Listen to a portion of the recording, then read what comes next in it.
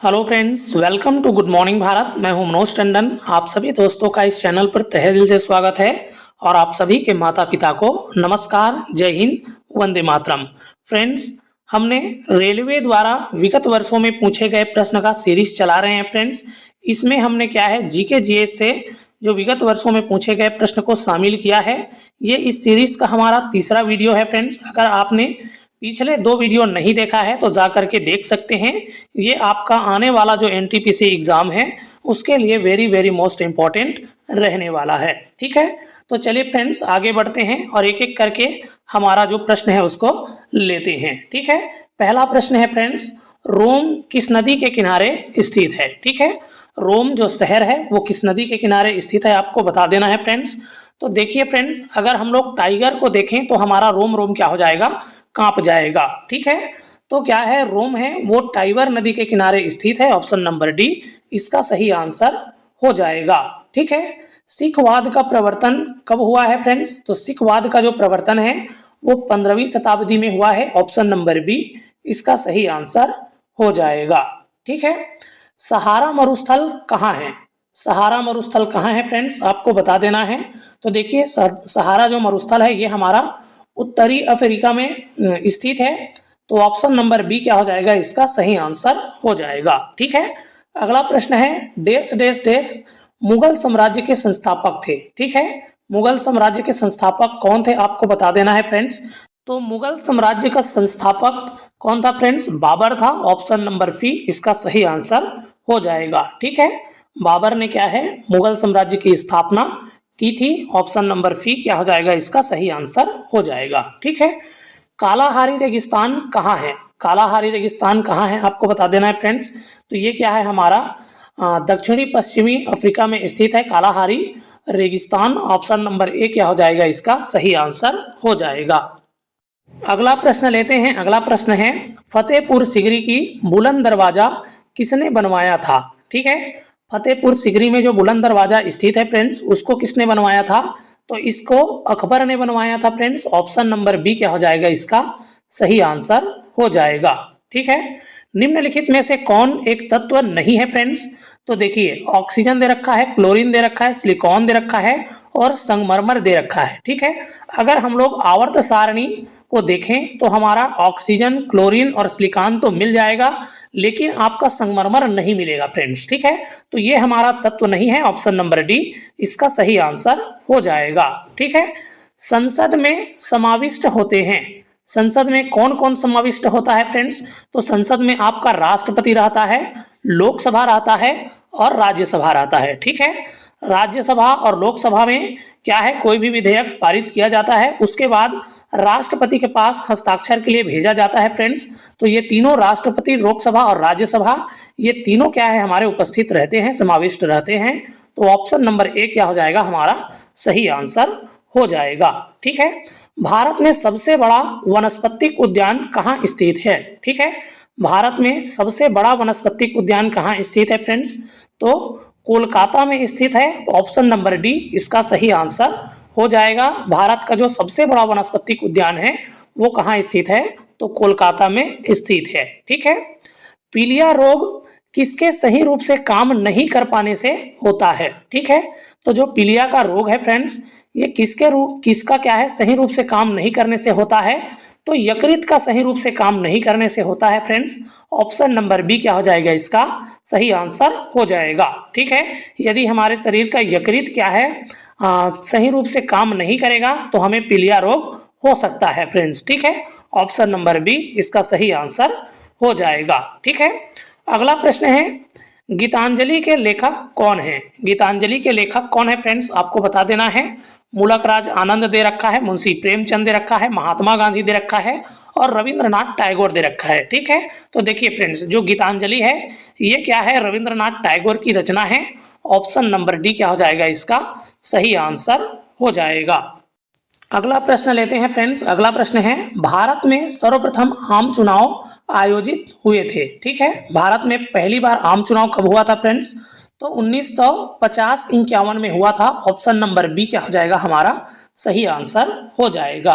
ठीक है, अगला प्रश्न लेते हैं। अगला प्रश्न है, गांधी जी ने कौन से वर्ष में साबरमती आश्रम से अपनी प्रसिद्ध दांडी यात्रा आरंभ की थी? ठीक है, तो किस वर्ष महात्मा गांधी ने अपना दांडी जो मार्च है वो प्रारंभ किया था फ्रेंड्स? तो 1930 में किया था। ऑप्शन नंबर सी क्या हो जाएगा इसका सही आंसर हो जाएगा। अगला प्रश्न है, कर्क रेखा कहाँ से होकर नहीं गुजरती है? ठीक है, नहीं गुजरती है आपसे पूछा जा रहा है फ्रेंड्स। ठीक है, तो क्या है आपका यहाँ से उड़ीसा दे रखा है, उड़ीसा से आपका नहीं गुजरता है फ्रेंड्स। बाकी आपका गुजरात, त्रिपुरा और पश्चिम बंगाल से होकर के गुजरता है। आपको याद रखना है जो कर्क रेखा है वो 8 राज्यों से होकर के गुजरता है, लेकिन यहाँ पर उड़ीसा दे रखा है, उड़ीसा से होकर के नहीं गुजरता है फ्रेंड्स। ठीक है, अगला प्रश्न लेते हैं। अगला प्रश्न है, गबन किसके द्वारा लिखी गई थी? ठीक है, गबन किसके द्वारा लिखी गई थी फ्रेंड्स?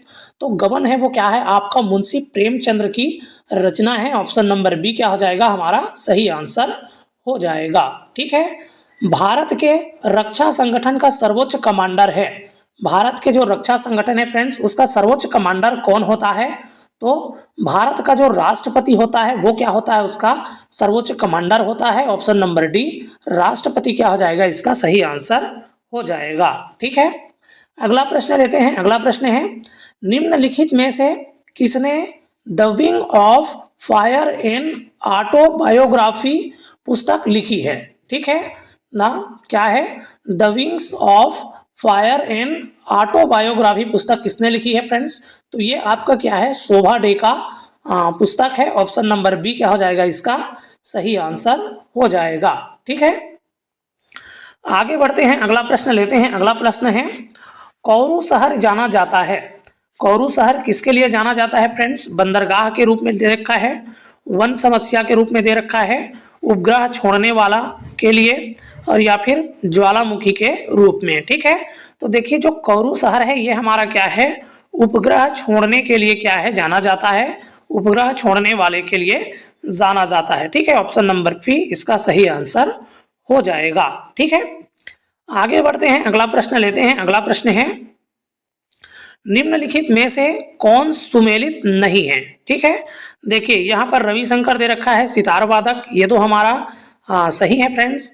क्या है एम.एफ. हुसैन दे रखा है तबला वादक, देखिए ये हमारा गलत हो जाएगा फ्रेंड्स। ठीक है, हुसैन क्या है आपका तबला वादक नहीं है, ये क्या हो जाएगा हमारा गलत हो जाएगा, सुमेलित नहीं है फ्रेंड्स। ठीक है, अब बाकी आर के नारायण दे रखा है, ये उपन्यासकार हैं, ये ठीक है।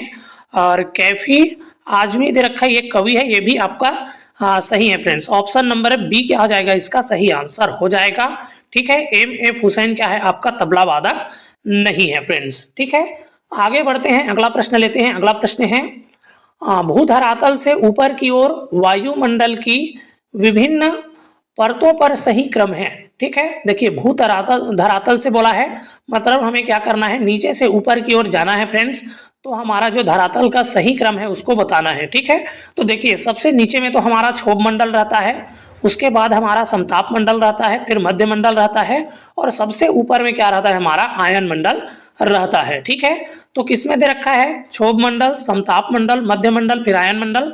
ऑप्शन नंबर सी में दे रखा है, ऑप्शन नंबर सी इसका सही आंसर हो जाएगा।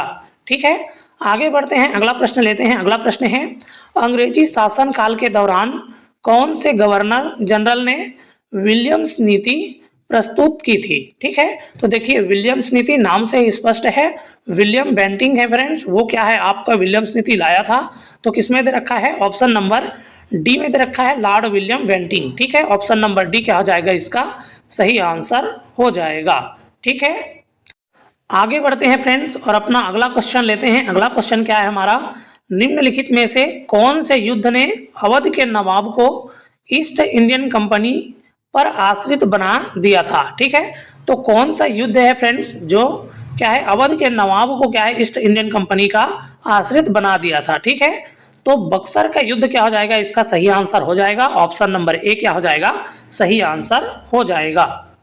आगे बढ़ते हैं, अगला प्रश्न लेते हैं। अगला प्रश्न है, भारत में मुंबई और थाने के बीच में प्रथम ट्रेन चली थी। ठीक है, भारत में मुंबई और थाने के बीच प्रथम ट्रेन कब चली थी फ्रेंड्स? तो ये क्या है 1853 में चला था, 1853, तो 16 अप्रैल 1853 दे रखा है। ऑप्शन नंबर बी क्या हो जाएगा इसका सही आंसर हो जाएगा। ठीक है, गौतम बुद्ध को ज्ञान की प्राप्ति कहाँ हुई थी फ्रेंड्स? तो गौतम बुद्ध को ज्ञान की प्राप्ति कहाँ हुई थी? बोध गया में हुआ था। ऑप्शन नंबर बी क्या हो जाएगा इसका सही आंसर हो जाएगा। ठीक है। क्षेत्रफल में कौन सा राज्य सबसे बड़ा है? ठीक है, क्षेत्रफल की दृष्टि से बताना है कि कौन सा राज्य है वो क्या है सबसे बड़ा है। ठीक है, तो क्षेत्रफल से सबसे बड़ा राज्य कौन सा है? तो राजस्थान है। ऑप्शन नंबर बी क्या हो जाएगा इसका सही आंसर हो जाएगा। ठीक है, निम्नलिखित में से कौन सा मुख्यतः एकल नृत्य है? ठीक है, एकल नृत्य बता देना है। कुचिपुड़ी दे रखा है, कथक दे रखा है, मणिपुरी दे रखा है और मोहिनी अट्टम दे रखा है। ठीक है, तो देखिए मोहिनी अट्टम क्या है, ये हमारा एकल नृत्य है फ्रेंड्स। ऑप्शन नंबर डी क्या हो जाएगा हमारा सही आंसर हो जाएगा।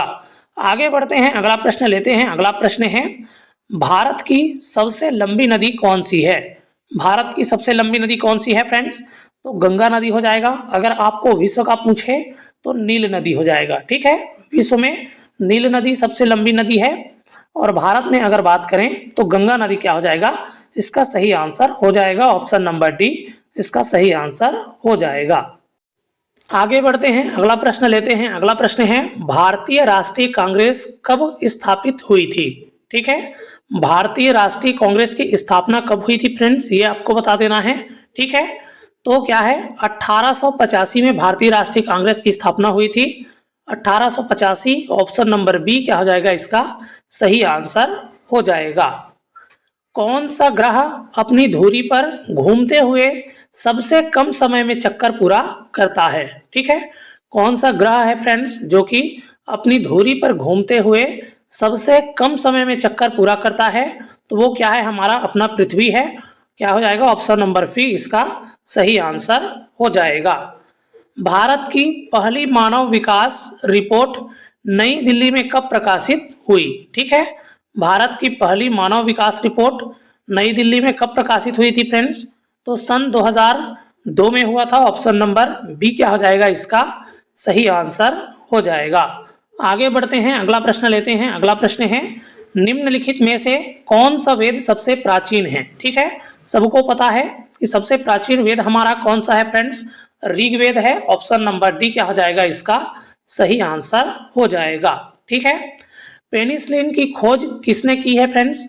तो पेनिसिलिन की खोज आपका अलेक्जेंडर फ्लेमिंग ने की है। किसमें दे रखा है option number A. Option number A क्या हो जाएगा इसका सही आंसर हो जाएगा। ठीक है, पेनिसिलिन की खोज किसने की थी? तो अलेक्जेंडर फ्लेमिंग ने की थी। ठीक है, आगे बढ़ते हैं, अगला प्रश्न लेते हैं। अगला प्रश्न है ध्वनि तरंगे किसके कारण प्रतिध्वनि उत्पन्न करती है? ध्वनि तरंगे किसके कारण क्या है फ्रेंड्स प्रतिध्वनि उत्पन्न करती है?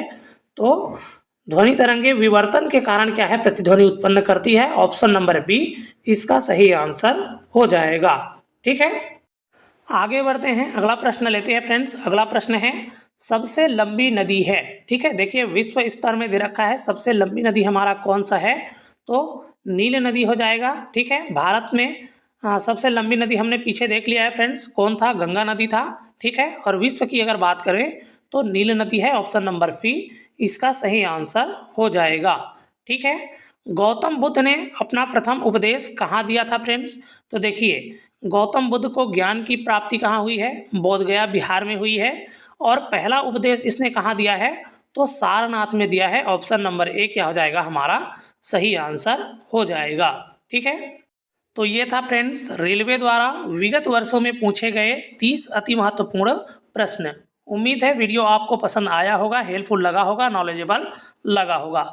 यदि वीडियो आपको पसंद आया है, हेल्पफुल लगा है, नॉलेजेबल लगा है तो वीडियो को लाइक शेयर कर देना है फ्रेंड्स, और आगे इसी प्रकार की जानकारी के लिए चैनल को सब्सक्राइब कर लेना है। चलिए फिर मिलेंगे ऐसी ही वीडियो के साथ, तब तक के लिए स्वस्थ रहिए, मस्त रहिए और शानदार तरीके से, जबरदस्त तरीके से पढ़ते रहिए। नमस्कार, जय हिंद, वंदे मातरम।